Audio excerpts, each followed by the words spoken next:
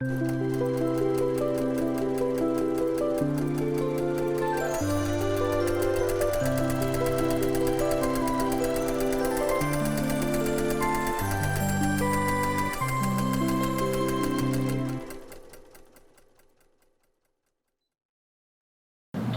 everyone, welcome to Long Arm Wednesday. I'm Laura Lynn of the Mama Pop Quilt Shop, and we're very happy to see you here today. Today, we're working on Allison. She's from California. This is her block of the month that Pop did. That was his block's design all for last year of 2018. She did it in a scrappy fashion, and each block tells a story, which I love. So what I'm just doing here is literally finishing off the last little section of it. It is done after this, and I will unpin it so you can see the back, because what I designed out, it's kind of hard to see it over the blocks, but you'll be able to definitely see it on that beautiful gray backing. So we're just gonna go and start the quilting here, because it's just gonna finish the last little chunk right here. We'll get Walt to finish his working. So what I did is I put this the other way first, and this is the last bit of part that's from rolling quilt from end to end.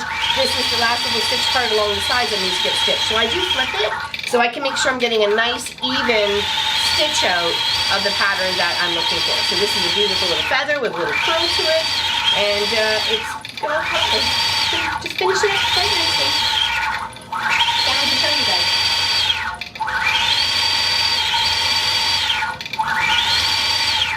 It should take too long to stitch out. These blocks were designed at 16.5 inches or 16 inches, and via the EQ8 software. And there was a lot of fun that went on with it. Some good blocks, some complicated blocks, some easy blocks. So, and they all go together. I like the way she's done this one with the sachet. Because each block does tell a story. So that just makes it special. Extra special.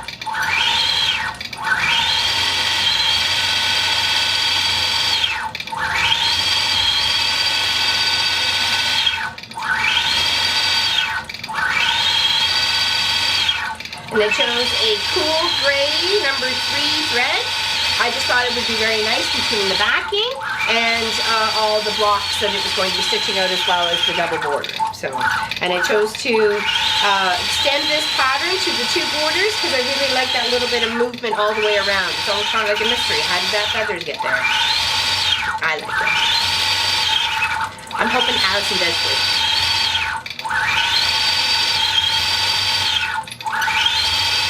This has been a lovely project to work on. It's been nice to be able to put some beautiful little sashing stitch outs. Very much in the feather with a little curl, so it all matches.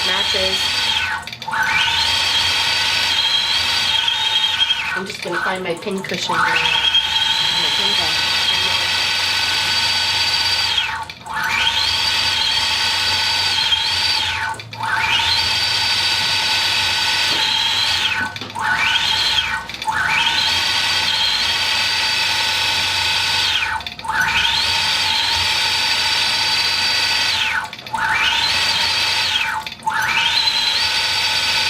There we go. Just got a little bit left to go here, match up, and then we'll unpin it.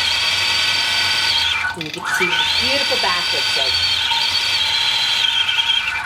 And when I click out, I try to click within, a half inch of where you're going to put your binding, so you're not losing that little bit of stitch out.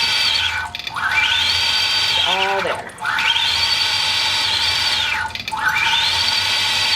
Love that beautiful rose fabric. It's got just a beautiful little sheen to it. The sparkle. It almost seems 3-dimensional, but it's not. Like a puffy, bit of a puffy fabric.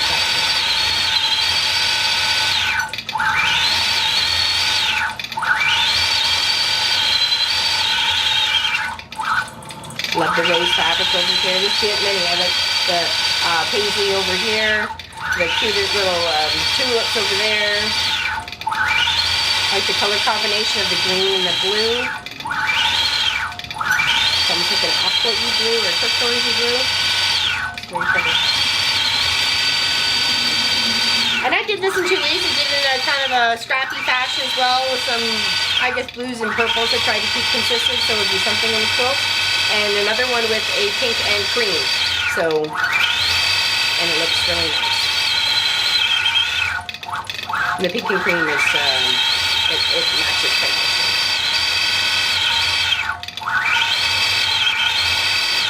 Almost there.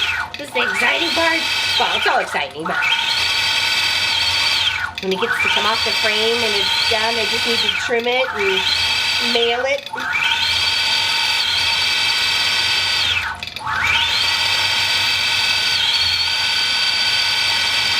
Almost.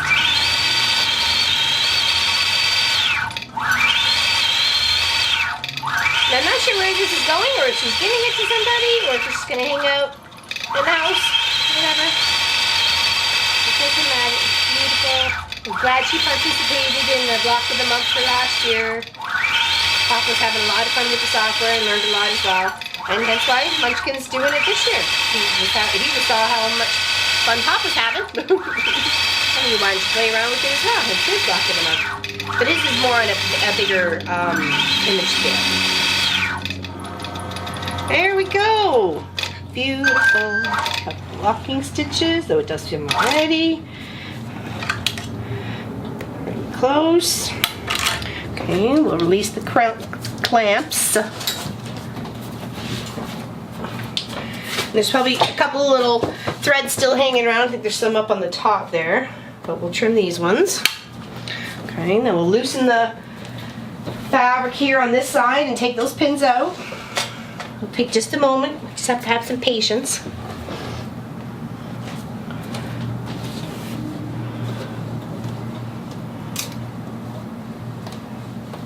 And then you get to see what the back of this looks like.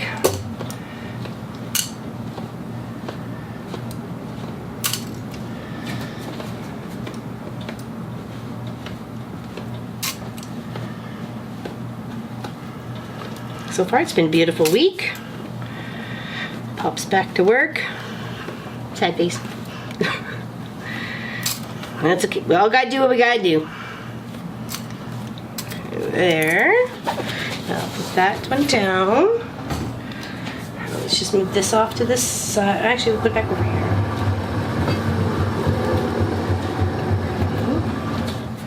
Release the top fabric.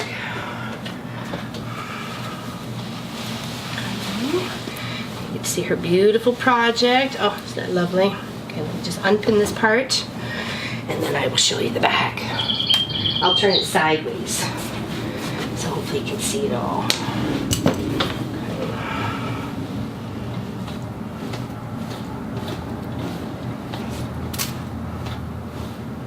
And I pin every single quilt. Some people want to know about the leaders and the enders, or leader grips and stuff like that. I don't particularly like them because they have a tendency to move, and I don't want them to move. I don't want my quilt to move once it's on here, so I pin it.